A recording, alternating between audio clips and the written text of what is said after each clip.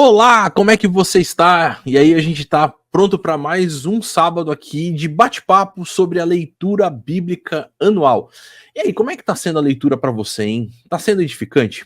Tá curtindo? Tá sendo bom para você fazer esse acompanhamento? Comenta com a gente aqui. Eu quero saber um pouquinho de como é que tá esse tempo para você de durante a semana ler o texto, depois vir aqui sábado para acompanhar o nosso bate-papo. E para fazer hoje esses capítulos, olha, nós vamos terminar o livro de Isaías e vamos fazer o livro de Oséias. E para fazer isso aqui hoje comigo tá o Dani. E aí, Dani, como é que tá para você essa leitura aí? Compartilha um pouco com a gente. Olha só, essa leitura está sendo muito boa, especialmente porque a gente consegue entrar no texto bíblico e explorar o texto bíblico e ter um momento ali com Deus e ao mesmo tempo ler com outras pessoas e ver o que as outras pessoas estão pensando. Então aqui a gente tem feito esse bate-papo, tem sido muito enriquecedor, porque cada um vai olhar para o texto e às vezes vai saltar aos olhos, né, alguma coisa diferente. E aí a gente vai enriquecendo a nossa leitura do texto, até para as próximas leituras que a gente for fazer, prestar atenção em outras coisas. Então, nossa, isso tem sido muito legal, muito bom mesmo. É isso aí, para mim acho que tá sendo isso também, porque lógico, a gente tem o hábito de fazer a leitura bíblica, de acompanhar o texto, de fazer a leitura inclusive anual. Já fiz também com minha família, em outros momentos, mas esse bate-papo agora tá sendo muito especial para mim, porque confesso para você que várias coisas que são colocadas aqui são coisas que eu li, mas que eu passei batido. E aí, no bate-papo aqui, a gente volta naquele assunto e fala assim: poxa vida, é verdade, não tinha parado para pensar sobre isso e como foi edificante para minha vida. E é o que a gente espera que esteja sendo para você também. E para a gente caminhar logo, entrando aqui no nosso texto de Isaías, nós vamos começar no capítulo 55. E, gente, a semana passada a gente falou um pouquinho já sobre esse desenvolvimento que vai chegar até aqui. Tivemos ali eu e o Saião batendo papo. A gente viu muito sobre como você tem esses textos que falam sobre, ao mesmo tempo, o juízo de Deus, que vem por causa da maldade, e a promessa de restauração. E quer queira, quer não, agora, nesses capítulos finais, são capítulos de esperança, são capítulos que envolvem uma realidade positiva, vamos dizer assim, para esse povo que está passando, ou que leu tudo isso e falou assim: caramba, que mão pesada vai cair sobre nós. A pancada é grande, né? E o que eu acho muito interessante é exatamente essa proposta divina de bem-estar, essa proposta divina de trazer o homem para um lugar de paz e tranquilidade. Eu creio que isso faz conexões com muitas coisas do Novo Testamento, com essa realidade de Jesus falar: ó, deixo-vos a paz, a minha paz vos dou, né? Dessa ideia de que, olha, venham a mim todos os que estão cansados e sobrecarregados, eu vou trazer alívio para vocês. E a gente vê essa proposta agora bem forte, bem firme, nesse final de Isaías. Inclusive, o capítulo 55 começa com uma mensagem bem assim: olha, você que está com agora as costas doloridas de tudo que apanhou, vem aqui. E na verdade, é uma proposta do evangelho propriamente dita, né, Dani? Porque olha só, venham todos vocês que estão com sede, venham às águas. Vocês que não possuem dinheiro algum, venham, comprem, comam. Ou seja, parece que essa ideia real de que Deus ele está agora suprindo todas as necessidades, né? Ele vai dizer ali no versículo 2, versículo 3, né? Escutem, escutem, comam o que é bom e a alma de vocês se deliciará com a mais fina refeição. Deem-me ouvidos e venham a mim, ouçam-me para que a sua alma viva. E é um convite, é um chamado para essa vida de paz e tranquilidade, de uma aliança que ele está fazendo para que a gente possa viver isso. E sabe, Dani, eu vou compartilhar aqui algo. Sim. Eu acho que eu não falei ainda para vocês, mas eu estive agora no mês de julho na Bahia fazendo uma viagem missionária. E uma das coisas que me chamou a atenção é que eu fui numa escola, e nessa escola tinha um painel bem grande. Era uma escola pública, né? Uma escola do governo. E aí cheguei nessa escola, só para foi uma escola cristã. Não, era uma escola pública mesmo, escola do governo.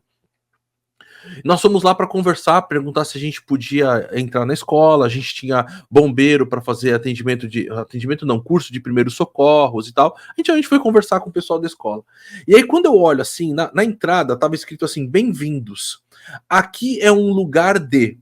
E aí tinha assim várias palavras, né, estavam conectadas. E sabe que daquilo que nós temos de Gálatas capítulo 5, que nós chamamos de fruto do Espírito, o único que não estava escrito lá era domínio próprio.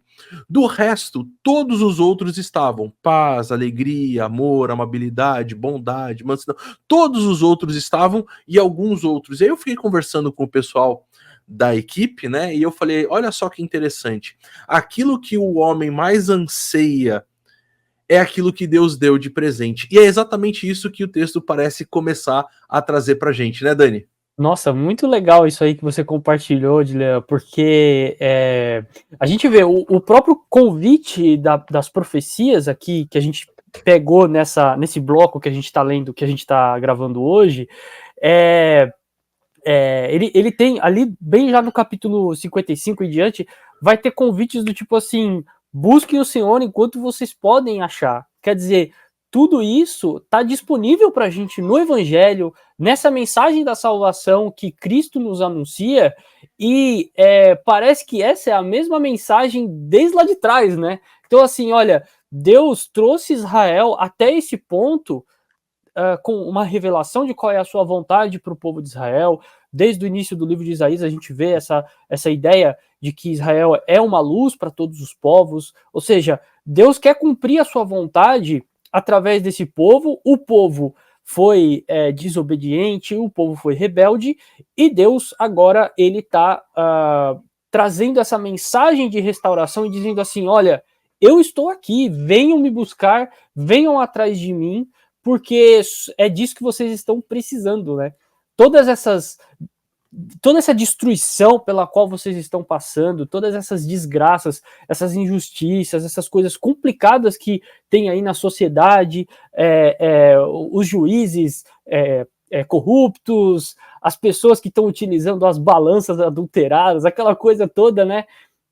Deus, ele está mostrando que todo esse cenário de injustiça, esse caos que a sociedade acabou se metendo, se enfiando, tudo isso tem uma resposta, tem uma solução, tem uma forma de restauração, e ele coloca tudo isso, acho que de maneira muito bonita, já partindo aí para um segundo subtema do que a gente leu, que é a restauração de Israel e dos gentios, né? Então, assim, os gentios estão incluídos, ou seja, quem não é parte do povo de Israel também tem a oportunidade de entrar nessa restauração que Deus propõe para o povo, porque essa é uma restauração para o povo de Israel e também para todas as pessoas, para todos nós, né? Por isso que isso se conecta muito com o Evangelho, com a própria mensagem do Evangelho.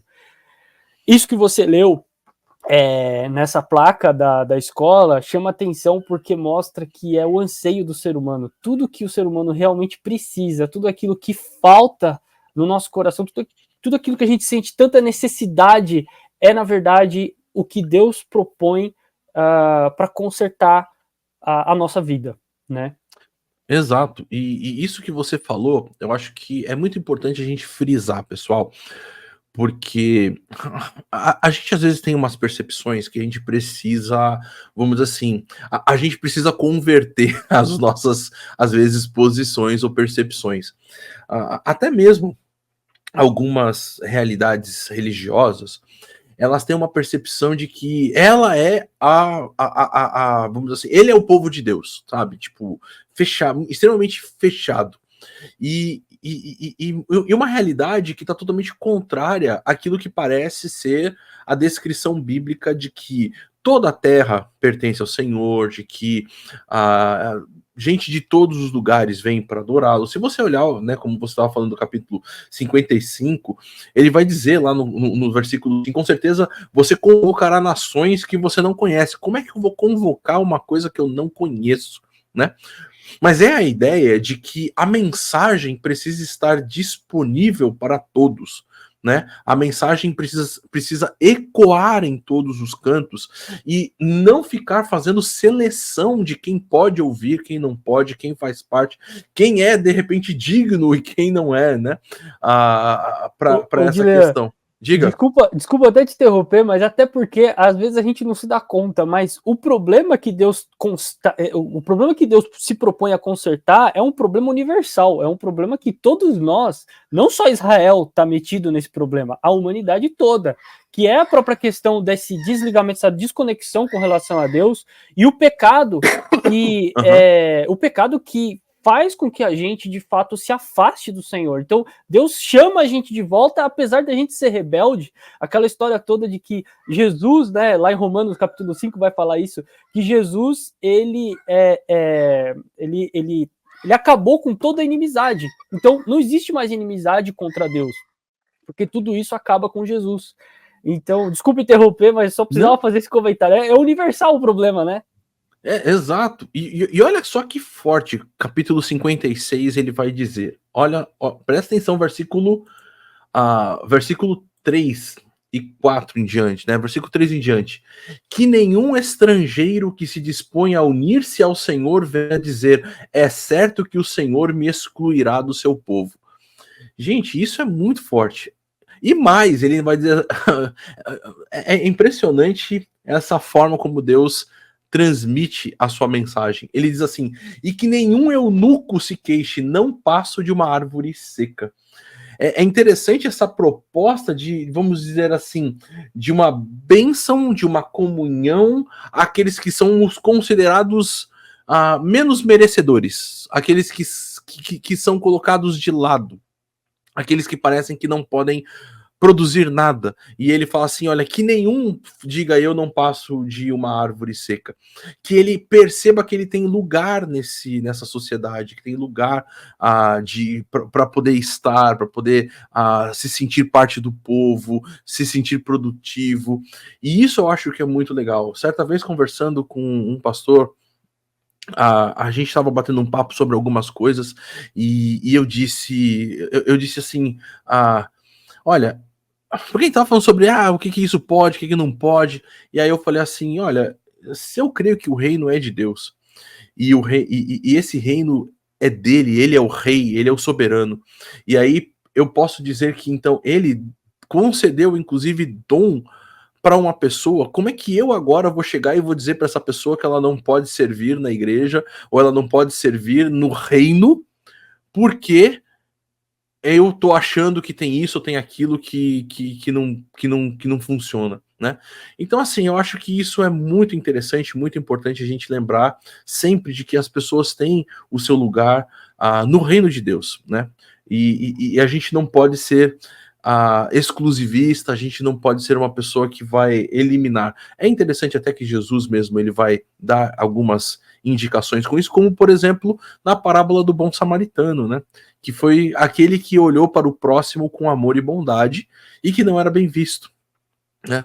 Então a gente precisa cuidar, ao mesmo tempo que o texto vai fazer acusações, né? Capítulo 56, ele vai fazer uma certa acusação contra aqueles que continuam em rebeldia com Deus. Eu acho que essa é a parte que a gente precisa se perguntar, né? A gente precisa avaliar o nosso próprio coração. Nós queremos realmente o nosso relacionamento com Deus? Nós queremos estar ao seu lado? Ou nós estamos numa constante rebeldia contra a sua vontade, contra o seu querer, contra aquilo que envolve o seu plano soberano de trazer essa paz, essa alegria e essa bênção para toda a terra? Porque se nós estamos em conformidade com a sua vontade, caramba, a gente está caminhando bem. Se a gente está contra, é lógico que daí a gente vai ter um tempo de dificuldade e é claro, de vazio dentro de nós. E a gente precisa tomar cuidado com isso, porque o que Deus quer? Deus quer essa realidade de que a gente participe desse novo céu, nova terra, desse lugar de paz e de tranquilidade. E a gente então precisa estar conectado com isso para que a gente não fique rebelde a Ele, em vez de vir a Ele com as nossas dificuldades, com o nosso cansaço de tentar fazer as coisas por nós mesmos, com essa nossa carga pesada de tentar ser bom, de tentar ser o melhor, de tentar ser o certo, e colocar tudo isso diante dele para que ele possa fazer a sua vontade em nós, para que ele possa cumprir os seus desígnios, e aí, cara, é ficar tranquilo. Diga, Dani. Não, assim, isso que você falou, Odilon, tem até um outro lado da moeda, né, porque se por um lado tem pessoas que vão falar, que vão tentar eu quero fazer tudo pelo meu esforço e tal, pode ser que tenha pessoas que tenham uma outra dificuldade, que é a seguinte: eu não sou bom o suficiente, Deus, não tem por que Deus me aceitar, como que eu vou me apresentar numa comunidade, como que eu vou estar junto dessas pessoas se eu realmente não sou bom o suficiente? Aí tem toda essa questão que a própria pessoa ela vai se afastando. Então, o convite de Deus, ele é um convite de restauração, e isso nos dá, né, tanta segurança, porque dentro disso que Deus promete fazer, ele promete exatamente nos perdoar naquilo que nós somos falhos e restaurar, ou seja, nos transformar, como o próprio Evangelho, o Novo Testamento vai falar tantas vezes, fazer com que nós sejamos cada vez mais parecidos com o homem perfeito que é Jesus Cristo. Então, essa mensagem de restauração, ela também nos motiva exatamente porque nas nossas falhas, a gente, é claro, né, a gente tem as nossas falhas e apesar delas, Deus nos chama e Deus quer nos restaurar onde elas estão acontecendo. Então, isso é uma segurança maravilhosa. Como é bom a gente poder chegar diante de Deus e falar assim: Senhor, eu tenho essa falha, tenho tudo isso, e eu te agradeço porque, apesar dessas falhas, eu ainda posso ser instrumento nas tuas mãos para abençoar outras vidas, para cumprir com a tua vontade. Então, isso tudo é maravilhoso da gente saber, né, que a capacitação, esse poder todo, essa capacidade toda de fazer alguma coisa, ela sempre vem do Senhor. E nós temos que confiar. Deus só pede isso, que nós confiemos na sua provisão, na sua capacitação sobre nós, né? Bom, Dani, é isso aí. Bom, vamos caminhar agora um pouquinho para o livro de Oséias, que afinal a gente precisa falar desse livro também, né? Bora lá. E olha, o livro de Oséias, ele começa numa situação bastante turbulenta, tá? O livro começa falando que a palavra do Senhor veio para Oséias durante os reinados de Uzias, Jotão, Acás e Ezequias. Esses 4 reis são os reis do reino do sul, reino de Judá, tá? Então, se a gente for lembrar, por exemplo, Uzias foi um rei que começou bem, mas não terminou tão bem. Jotão já foi um rei bom, Acás foi um rei ruim, e Ezequias também foi um rei bom. O rei Jeroboão foi um rei bem ruim. Ele reinou durante os anos de 793 até mais ou menos 753, ali em Samaria, no Reino do Norte. E ele foi um rei que fez tudo de ruim do começo ao fim. E o que então você tem? Você tem uma palavra que vai envolver essa dinâmica e essa realidade daquilo que está acontecendo durante esses textos, ou durante esses reinados, durante esses reis maus, no sul alguns até que bons, e que parece que realmente envolve essa nação bastante rebelde contra Deus e contra aquilo. Agora, a mensagem não é das mais interessantes ou mais bonitas, né? Parece que a coisa aqui vai complicar bastante. Se você lembra dos nossos bate-papos sobre os livros de reis, então, só para você relembrar um pouquinho, dá uma olhada em 2 Reis capítulo 14, capítulo 15, que você vai ver um pouquinho sobre como está a situação do povo ali, bastante complicado. Olha, você tem guerrilha civil acontecendo no meio do povo, uma crise profunda, a nação dividida e empobrecida, e a coisa bastante difícil. E aí então chega Oséias com uma mensagem que é das mais tranquilas, né, Dani? Assim, uma mensagem bem suave, né? Pois é, né?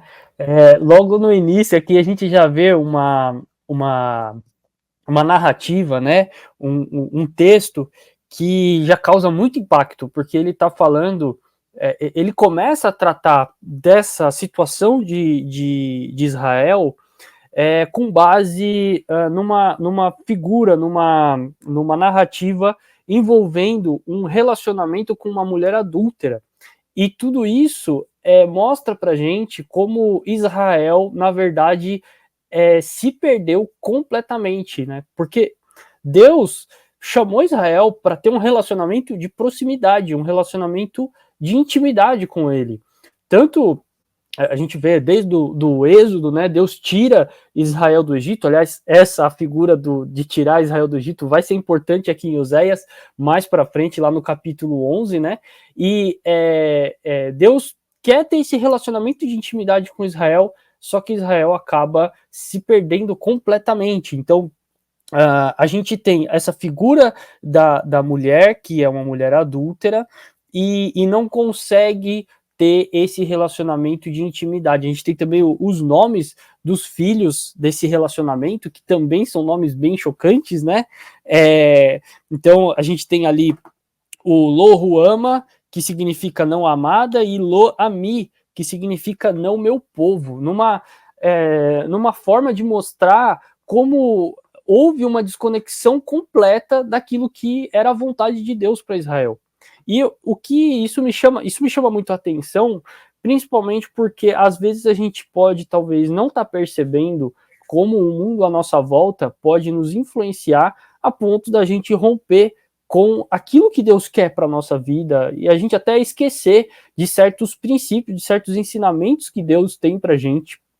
E aí a gente acaba se perdendo. E o ponto todo de Oséias é também essa tentativa, né, de restauração. A gente vê que lá em Isaías teve essa questão, esse tema da restauração, e aqui em Oséias também, né? Exato, porque uma das coisas que eu acho impressionantes em Oséias e que chama a atenção, eu queria deixar isso aí, é que você percebe, por exemplo, Jezreel, por causa de um massacre que aconteceu, né? Isso a gente está lidando ainda com o capítulo 1, né? Depois Lo-Ruama, como você colocou, Lo-Ami.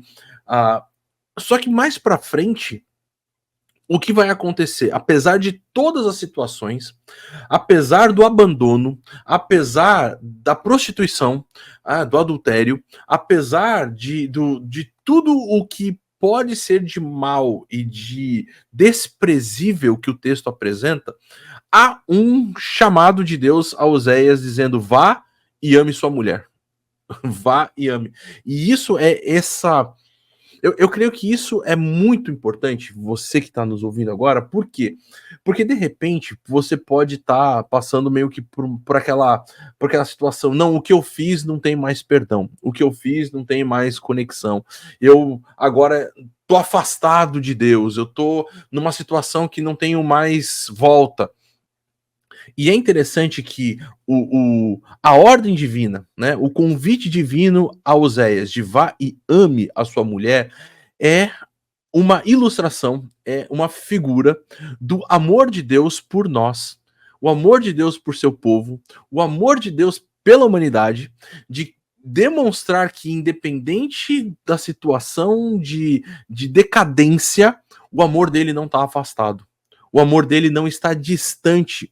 E é interessante que o texto não diz, agora espere que a sua mulher te ame de novo. Mas ele diz, vá e ame. E essa realidade mostra exatamente aquilo que, por exemplo, João 3,16 nos mostra, né? Aquilo que Paulo vai dizer em Romanos, de que nós éramos inimigos, mas que Deus prova o seu amor para conosco, porque ele deu o seu filho quando nós não tínhamos nada a oferecer. De que ele tomou essa atitude inicial de vir até nós, de nos amar, de nos recolher, de limpar as nossas feridas, de curar as nossas enfermidades, de vir até nós e suprir as nossas realidades. Mesmo que eram as realidades mais repugnantes, talvez, mas ele veio até nós em amor. E esse amor está disponível. E se você então hoje está numa situação de você achar, não, olha, eu tô afastado, eu não tenho mais conexão, Deus te ama e ele está à sua disposição, vamos dizer assim, né? Ele está perto, ele não está longe. Chame, chame que ele te ouve, chame que ele está ao seu lado. Né? E não perca isso, não permita que outras vozes do seu próprio coração ou de outra coisa tirem essa imagem de um Deus que está ali presente. Lembra, por exemplo, da parábola do filho pródigo. Ele estava lá no portão, ele não estava dentro de casa, escondido, ou qualquer coisa, não, ele estava lá no portão esperando só a atitude desse filho, e ele então corre até ele, o abraça, cuida, dá roupas novas, enfim, coloca na posição de filho que ele é. E é isso que nós temos. E é interessante, né, Dani, que você tem todas essas imagens da esposa e do filho que você estava mencionando, né? Isso, eu acho interessante isso, né? Porque Oséias vai tratar de Israel com essas duas figuras que Oséias vai utilizar, me chamaram muito a atenção durante a minha leitura, que é tanto com relação à mulher quanto com relação a um filho. Então, a mulher, eu acho que é principalmente por causa dessa questão do relacionamento com intimidade, da questão da fidelidade que faltou para Israel e tudo mais, né? E o filho, como uma forma de Deus dizer assim, Israel, vem aqui, deixa eu cuidar de você, deixa eu limpar você, deixa eu tratar daquilo que tem de errado, da sujeira e tudo mais. E essa disposição do coração de Deus, que também acaba nos ensinando de maneira muito profunda como que nós podemos nos relacionar com as pessoas à nossa volta. Quer dizer, a forma com que Deus, e Jesus vai falar muito isso nos evangelhos também, a forma com que Deus nos trata com esse perdão, essa compaixão, essa misericórdia, é algo para a gente também colocar no nosso coração, para a gente deixar que essa graça maravilhosa ela inunde o nosso coração e transborde para com as pessoas que estão à nossa volta. Então, muitas vezes a gente tem dificuldades até de relacionamento com as pessoas, seja por uma questão de traição, seja por uma questão, enfim, de rompimento de relacionamento com alguém, enfim, não importa. O Deus, ele nos ensina também a nós termos um coração disposto a amar, a perdoar, a ir atrás daquela pessoa e, de fato, ter um coração disposto, porque essa restauração, né, é algo que a gente precisa ter em mente. A restauração é algo que vem de Deus. Deus quer nos restaurar e Ele quer que você seja instrumento de restauração na vida de outras pessoas também. Então, acho que essa mensagem, ela é muito pertinente nos dias de hoje, é muito pertinente na nossa caminhada cristã, porque a gente tem muito a aprender com tudo isso que Deus, a forma com que Deus lida com Israel, né? E a gente precisa tomar cuidado. O capítulo 7 é bem interessante nisso tudo, porque o capítulo 7 vai mostrar Deus falando, olha, Efraim, que aí é um nome para o reino do norte, né? Ele vai dizer assim, Efraim é como uma pomba, versículo 11, facilmente enganada e sem entendimento. Ora apela para o Egito, ora volta-se para a Assíria. Ou seja, no momento de fragilidade, ela perde a conexão com Deus e vai buscar o seu respiro, né? Vai buscar a sua salvação naquele que não pode oferecer. E é isso que o texto vai tentar mostrar. Então, se você quer essa conexão com Deus, vá buscar a Ele, vá atrás dele, porque Ele tem, sim, Ele te ama e Ele quer ter esse relacionamento com você. Bom, Dani, eu acho que por hora deu. Muito bom, excelente.